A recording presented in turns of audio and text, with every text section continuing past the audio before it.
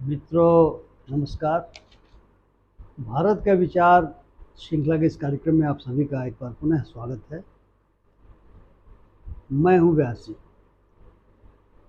हम लोगों ने इसके पहले अनुच्छेद 32 पर चर्चा की थी, जिसको हम कॉन्स्टिट्यूशनल रेमेडीज़ का अधिकार कहते हैं, और हमने ये बताने की कोशिश की थी कि बाबा साहब भीमराव अंबेडकर ने संविधान सभा में जब बहस हो रही थी तो अनुच्छेद 32 के बारे में कहा था कि दरअसल सभी मूलभूत अधिकारों का हृदय और उसकी आत्मा है।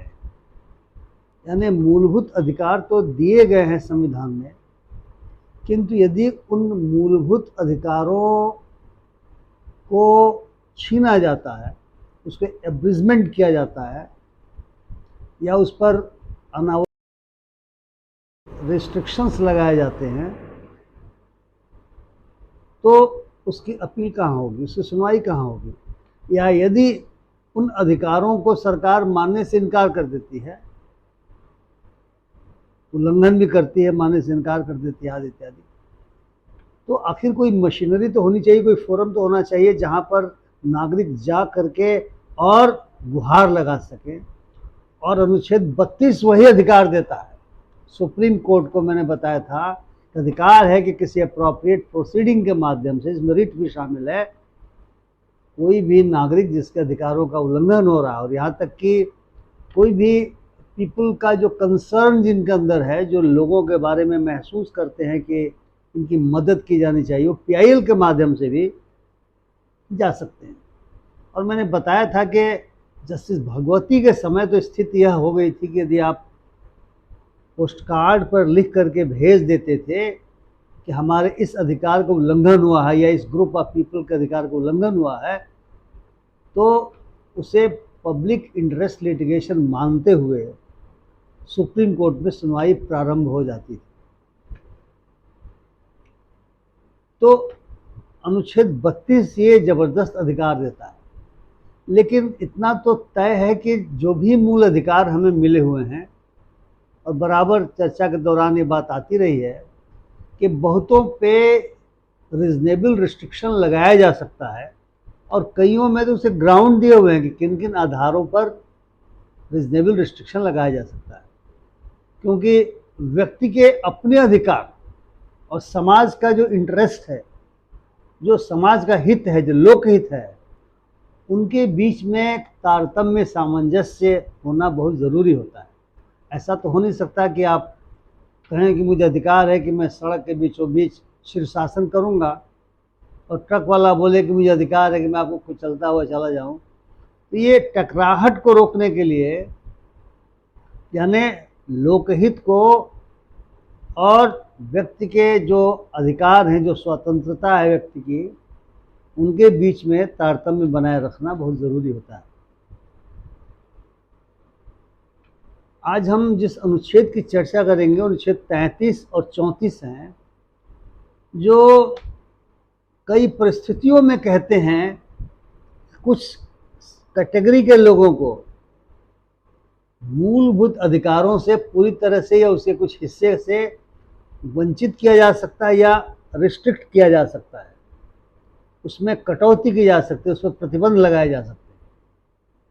क्योंकि किसी भी समाज में, किसी भी राज्य में ये बेहद आवश्यकता होती है कि बहुत सारे लोग जो देश की रक्षा के लिए या लोक ऑर्डर के लिए, पब्लिक ऑर्डर जिसको हम कहते हैं, लोक व्यवस्था जिसको हिंदी में कहते हैं, उसके संचालन के लिए, या दुश्मन देशों से इंटेलिजेंस को इकट्ठा करने के लिए, क्योंकि आप जानते हैं कि जियो पॉलिटिकल सिचुएशंस ऐसी होती चली गई हैं कि हम ऐसे पड़ोसियों से भी घिरे हुए हैं जो हमारे दुश्मन हैं, और वे भी हमारे यहाँ से इंटेलिजेंस इकट्ठा करते हैं और हम भी उनका इंटेलिजेंस इकट्ठा करते हैं। और देश के अंदर भी बहुत सारी ऐसी शक्तियाँ हैं जो देश की एकता और अखंडता के ऊपर खतरा भी होती हैं समय समय पर, और उनके बारे में भी इंटेलिजेंस इकट्ठा करना पड़ता है। और ये संभावना हो सकती है कि ऐसा ना हो, हम सभी चाहेंगे, लेकिन ऐसा भी हो सकता है कि कई बार स्थिति इतनी बिगड़ जाए कि मार्शल लॉ तक लगाना पड़े। ये विशेष परिस्थितियां हैं।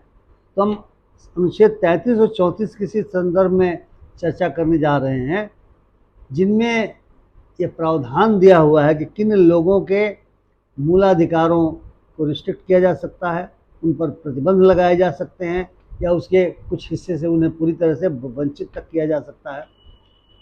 अनुच्छेद 33 ये कहता है कि संसद, ये बात ध्यान रखने की चीज़ है कि वह केवल संसद को अधिकार देता है, और संसद कानून के द्वारा कुछ कैटेगरी के लोक सेवकों के ऊपर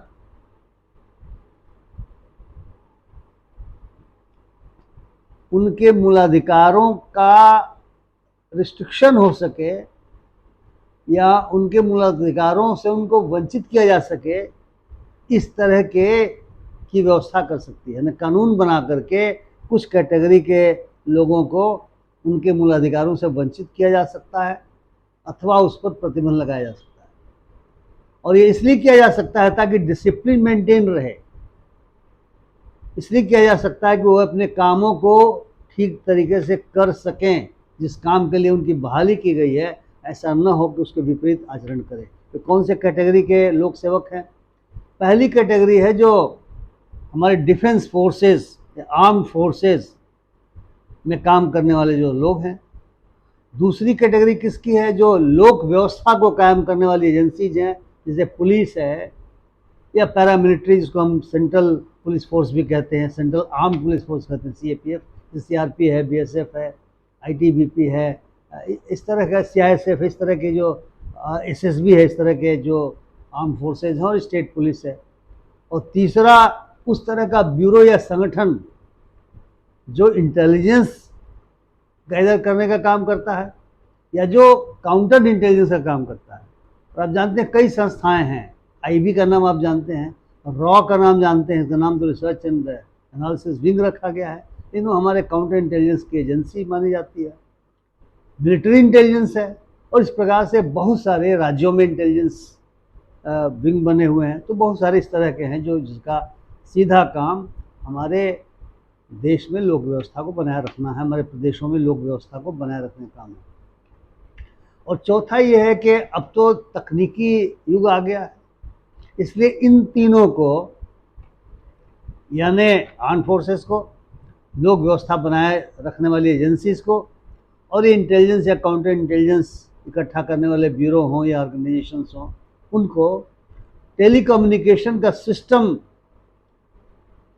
बना करके और उसका मेंटेनेंस या उसका संचालन करने वाले भी बहुत सारे व्यक्ति होते हैं, जिनको जो एम्प्लॉयड गवर्नमेंट करती है। तो उस तरह की कैटेगरी के लोगों को भी कानून बना करके मूलभूत अधिकारों से वंचित किया जा सकता है या उन पर रिस्ट्रिक्शन लगाए जा सकते हैं। अब ये कानून में ही तय होगा कि साहब किन किन चीज़ों में उनका रिस्ट्रिक्शन लगाया जाए और कितने कितने दूरी तक लगाया जाए, उसका एक्सटेंट क्या होना चाहिए। आपको स्मरण होगा कि अनुच्छेद 13 के क्लास 2 में प्रावधान है कि संसद ऐसा कोई कानून नहीं बना सकती जो हमारे मूलभूत अधिकारों का हनन करते हों, लेकिन ये एक्सेप्शन है, यह अपवाद है, यानी इसमें साफ साफ कहा गया है कि वो कानून बना सकती है। तो निश्चित तौर से कैटेगरी बना दिया गया, यह नहीं कि वो मतलब एक तरीके से ऑमनीबस हो गया कि कुछ भी कर सकती है। वह इन 4 कैटेगरी के लोक सेवकों के मूलभूत अधिकारों को रिस्ट्रिक्ट करने के लिए या उससे वंचित करने के लिए या कितनी सीमा तक उसको वंचित किया जाए, कानून बना सकते। बिना कानून बनाए नहीं हो सकता। हमारे देश में रूल ऑफ लॉ है, आर्बिट्रेरीनेस नहीं है। हालांकि हम रोज देखते हैं कि बहुत सारे काम ऐसे हो रहे हैं जो आर्बिट्रेरीनेस जिसमें झलकता है कि राजा ने कुछ कह दिया और जो अधिकारीगण हैं वो अपने मन से कुछ न कुछ करते रहते हैं, रोज ऐसा दिखाई पड़ता है। किंतु वह ऐसा बिना कानून के कोई नहीं कर सकता। और मैं बातें इसलिए बता रहा हूं कि अगर हम जानेंगे कानून क्या है तो अगर कोई आर्बिट्रेरनेस का काम कर रहा है, यदि कोई मनमानी काम कर रहा है, हम उसको रोकने की दिशा में भी प्रयास कर सकते हैं। हम उसे कन्फ्रंट ही करेंगे कि तुम अधिकार कहाँ है, तुम बिना अधिकार कर रहे हो, हम कोर्ट में जाएंगे। अनुच्छेद 32 हमारे पास है, अनुच्छेद 226 हमारे पास है। 226 के तहत हम हाई कोर्ट जा सकते हैं और 32 के तहत हम सुप्रीम कोर्ट जा सकते हैं। किंतु इस कैटेगरी के जो लोग हैं, स्वाभाविक सी बात है कि इनको तो ड्यूटी करनी है, इनमें डिसिप्लिन मेंटेन करना है और इन्हीं शर्तों पे ज्वाइन करते हैं। और फौज के लोगों को अगर आप अलाउ कर दीजिए कि आप जो हैं सो मूलभूत अधिकारों के नाम पर सरकार के पॉलिसीज़ का उल्लंघन करना शुरू कर दीजिए, सरकार का जो जो जो पॉलिसी है कि हमें अपने बॉर्डर पर क्या करना चाहिए, आप बोले नहीं ऐसा करना उचित नहीं है, मैं जो कहता हूँ वही होगा, मुझे अधिकार है, तो ये नहीं चलेगा। या लोक व्यवस्था बनाए रखने वाली एजेंसीज जो मनमाने ढंग से करेंगे। आपको याद होगा यूपी में पीएससी का एक विद्रोह हुआ था। पीएससी का वो विद्रोह डिसिप्लिन का उल्लंघन माना गया था, क्योंकि उनको ये अधिकार, विद्रोह करने का अधिकार तो खैर किसी को नहीं है, हिंसा करने का अधिकार किसी को भी नहीं है, किंतु उन्होंने यूनियन बनाया था और यूनियन नहीं बना सकते थे इस तरह का, क्योंकि जो राइट टू फार्म एसोसिएशन है अनुच्छेद 19 के तहत उनके लिए प्रतिबंधित था। और उसमें तमाम लोग पकड़े गए, फौज बुलाई गई और बाकायदा कन्फ्रंटेशन हुआ। और ये 73 के आसपास की बात है। और कन्फ्रंटेशन हुआ और उस कन्फ्रंटेशन के बाद बहुत सारे लोगों को लंबी सजाएं हुई, उनको जेल में बिताना पड़ा। आपको याद होगा कि 1984 में जब ऑपरेशन ब्लू स्टार हुआ था तो बिहार, उस समय तो कंबाइंड बिहार था, अभी तो झारखंड है, रामगढ़ की जो फौजी छावनी थी उसमें जो सिख हमारे जवान थे, अफसर थे, उन्होंने कूच कर दिया था हथियार लेकर के स्वर्ण मंदिर की ओर।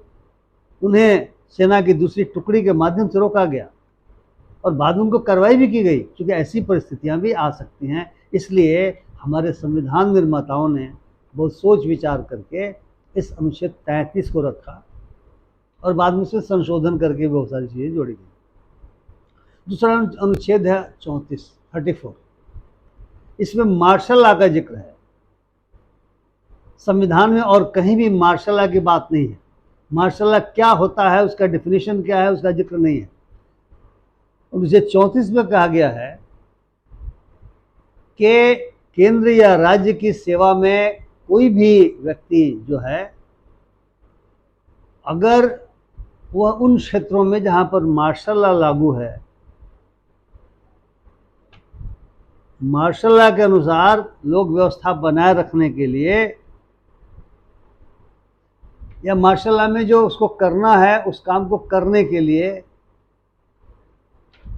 अगर कुछ भी करता है तो उसकी क्षतिपूर्ति, उसको इंडेमनिफाई किया जाएगा पार्लियामेंट के द्वारा कानून बनाकर।